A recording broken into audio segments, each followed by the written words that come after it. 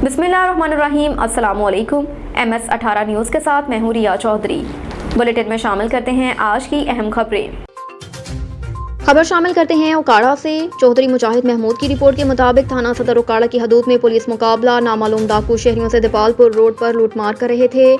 Dolphin squad के एहलकार मौके पर पहुंच गए। डाकू ने पुलिस को देखते ही फायरिंग शुरू कर दी। दौरान मुकाबला कांस्टेबल असमत जख्मी हो गया, जबकि एक नामालूम डाकू हलाक हो गया।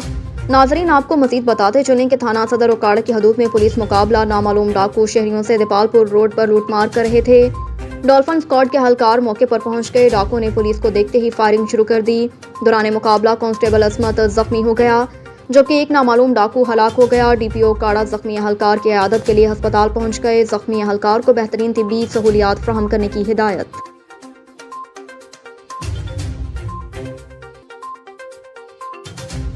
उकाड़ा से डॉक्टर मोहम्मद रफीक की रिपोर्ट के मुताबिक रेस्क्यू के एहलकारों की हाजिर दिमागी और बर वक्त कार्रवाई करते हुए लॉयर बारी दो आब पर खुदकुशी की कोशिश करने वाली खातून को बचा लिया। लॉयर बारी दो आब बामुकाम अकबर रोड 39 जाल के करीब खातून घरेलू झगड़े की वजह नहर में छलांग लगाकर खुदकुशी करने की कोशिश कर रही थी।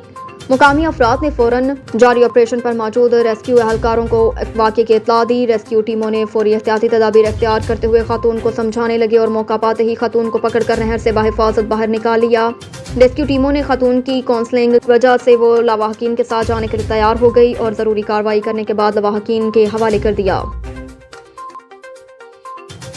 अब तक के लिए इतना ही। देखते रहिए MS18 न्यूज़।